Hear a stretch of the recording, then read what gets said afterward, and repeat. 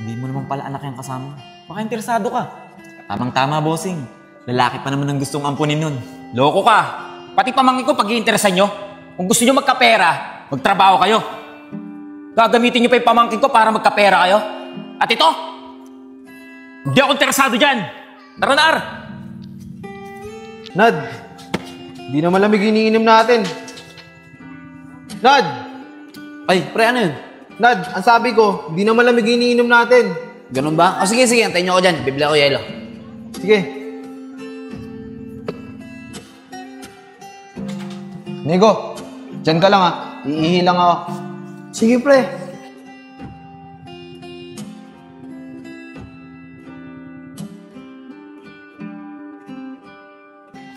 Saan ka pupunta? Ano pumalag? Uy, si RR yun ah. Kailangan malaman ni Kuya Joseph to.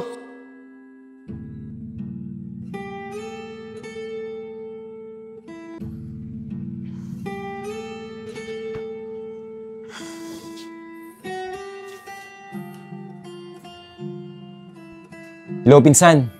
Oh, hello, pinsan. Nasa trabaho ko. Ba't napatawag ka? May gusto akong sabihin, pinsan eh. Ano ba yun? Sabihin mo na. Nasa trabaho ko. Si RR kasi. Oh, ano nangyari kay RR? Pinsan, huwag kang mabibigla ah. Kawa. Ano ba yun? Sabihin mo na. Nagmamadali ako nasa trabaho. Pinsan, kahapon pa nawawala si RR. Ano? Ano ang ginawa mo, pinsan? Ba't nawawala si RR? Hindi ko alam minsan eh. Natutulog lang siya dito. Bigla na lang nawala. Hinahanap ko na minsan eh. Pero hanggang ngayon, hindi ko pa rin talaga nakikita. Sorry minsan ah. Paano nangyari yung pinsan? Eh sa'yo ko binili yung anak ko. Magkasama kayo, di ba? Paano mawawala si RR?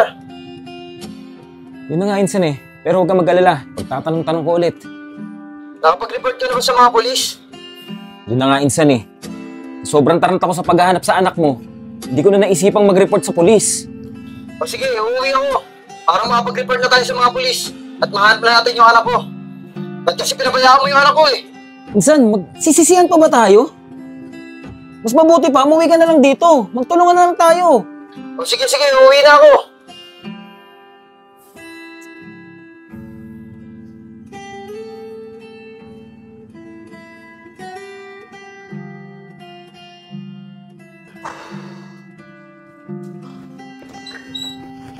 O Hiksan, Anong ginawa mo?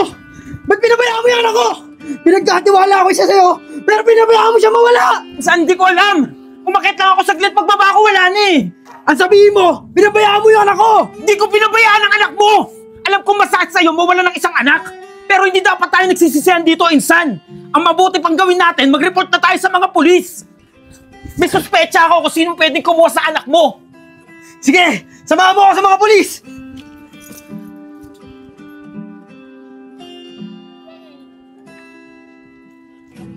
Itong si Nigo eh. Sabi ko kagabi, iihi lang ako.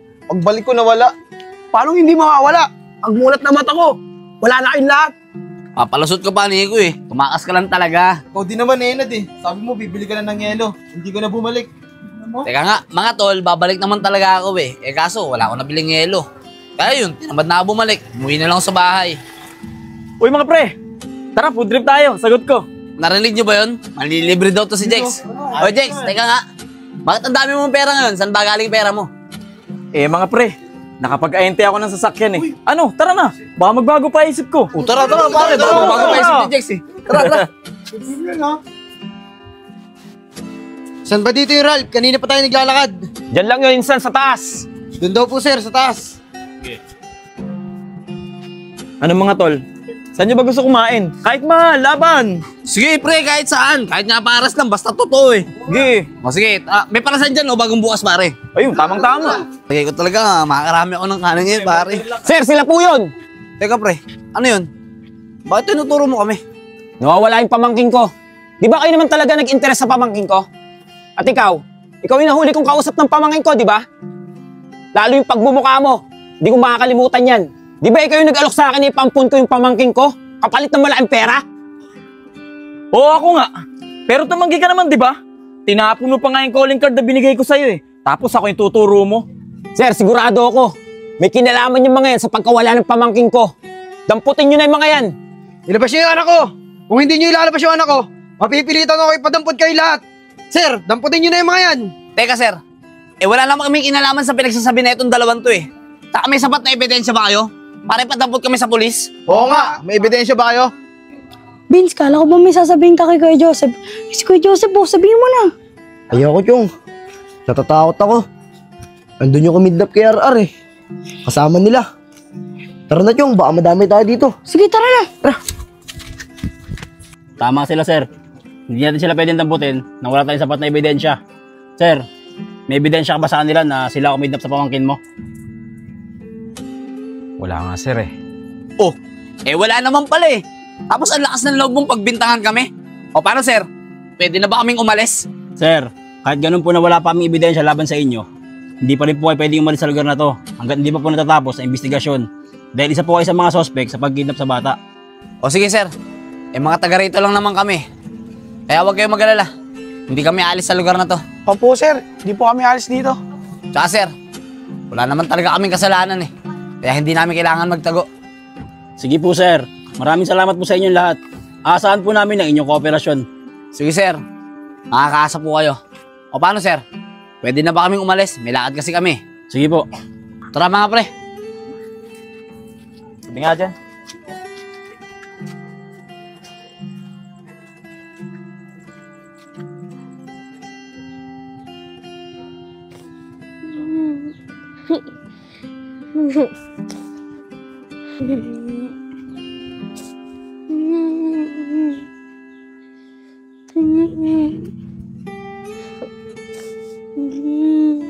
Oh, bakit ka umiyak? Hindi mo ba nagustuhan tong bago mong bahay? Ayaw ko po dito. Gusto ko po sa amin kasama si tatay. Tatay? Di pa palaboy ka? Yung kasi yung sinabi ng tao nagdala sa'yo dito. Hindi po. May tatay po ako.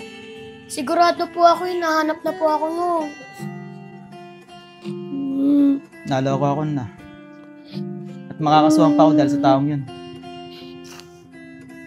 Sana huwag ka na umiyak.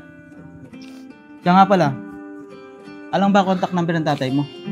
Para matawagan natin, maibalik kita sa kanya. Opo, alam ko po. Sige, type mo yung number dito ng tatay mo para matawagan natin. Ito po.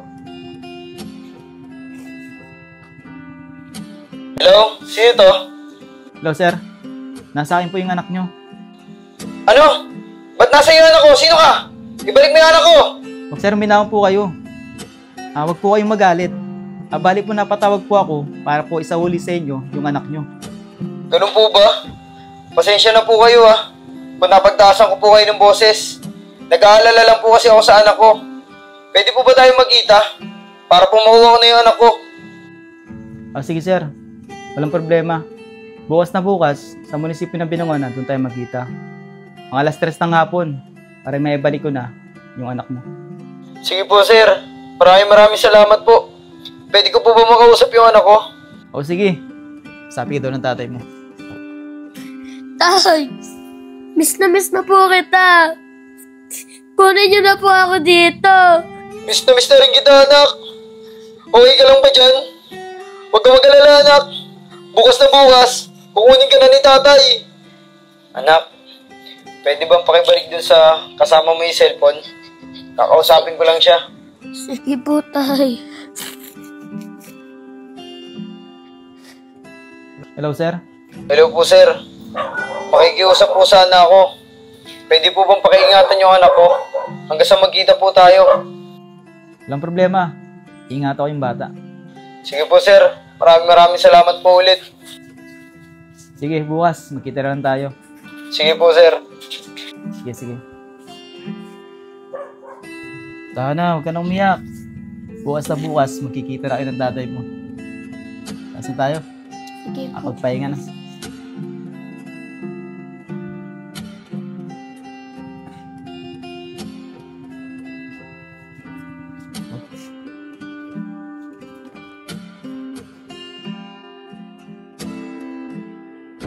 Alas stress na pala. Kailangan ko na magmadali. Uy, Kuya Joseph. Buti nakita po kita. Sasabihin po ako sa'yo. Ano yung Vince? Bilisan mo, nagmamadali ako. May lakad pa ako. Kuya Joseph, kilala ko po kung sino po kumuha sa anak nyo. Nakita mo? Sino? Sino kumuha sa anak ko?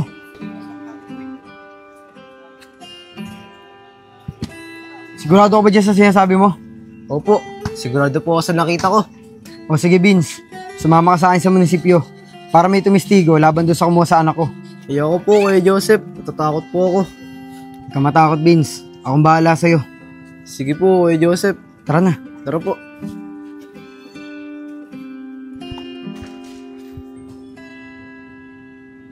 Ang tagal naman ni tatay. Antay-antayin lang natin tatay mo. Parating na yun. Apa, Eh sir, saan ba yung napag-usapan yung pagkikitaan nyo?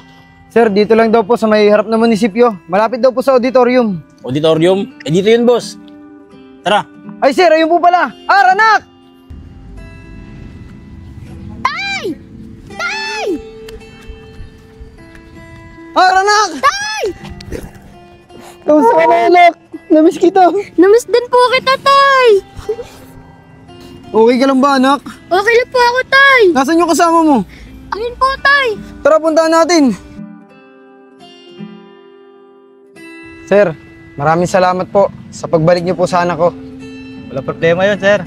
Maraming salamat po ulit, sir. Sir, may hingin po sana ako sa inyong pabor. Ano po yun, sir? Pwede po ba kayong tumistigo? Laban dun sa tao nagdala sa inyo sa anak ko. Sige po, sir. Titistigo po ako. Maraming salamat po talaga, sir, sa tulong nyo. Yun naman pala sir eh. May titistigo na. Pwede natin balikan yung mga suspect sa pagkuha sa batang to. Opo, sir. Sir, tara na po.